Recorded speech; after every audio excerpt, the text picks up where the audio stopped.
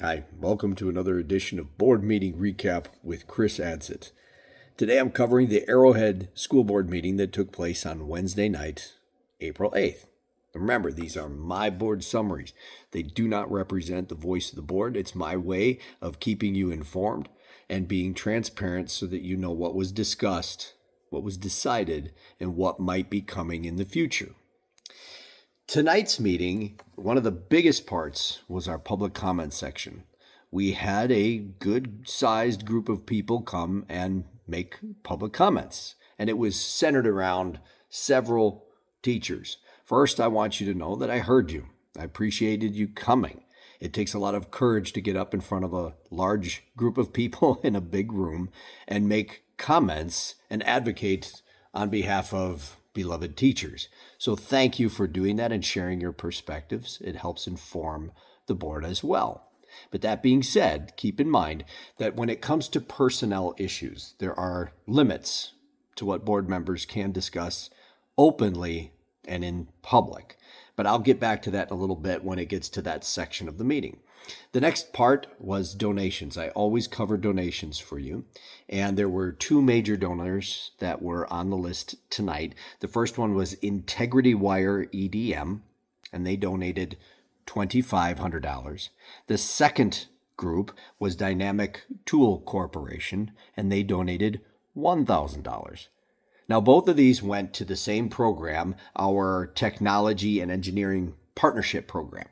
And why is that important? It's because it ties real-world skills into the classroom, which is exactly the kind of thing that we want to advocate for at Arrowhead. So thank you to the donors for doing that and contributing to both the program and our students. Our curriculum committee provided an update on the last committee meeting, and then it went into a decision on some new materials for our automotive classes. Good news is these are used over multiple years, so it's not an annual investment. It was a small investment, relatively speaking, and it ensures that our students have access to the most relevant and current practices in that area. So that was approved unanimously, 9-0. And then we went into a building and grounds and finance report. And again, remember, these are reports from the committee meetings that happen prior to the board meeting. And it's their way to update the entire board and the community of what is being discussed in committee. And what come out of that was building maintenance. We have some gym improvements happening with the floor and lighting.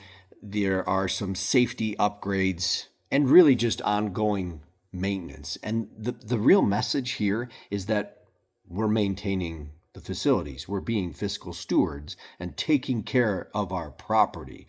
And we're doing it within budget. Now, no decisions were made tonight, so there were no actions taken. This was just a report. Now we move on to the next section. So there was the public comment section regarding the teachers and what's happening there with potential separation. After the public comments section and after some of those other items I mentioned, the board went into closed session. And the reason they go into closed session is to be able to discuss in detail those personnel matters. And a lot of questions were raised, some of which were brought up during the public comments section.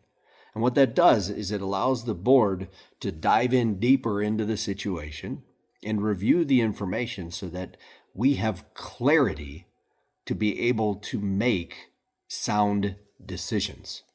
And then after that closed session, the board comes out of closed into open and then takes action.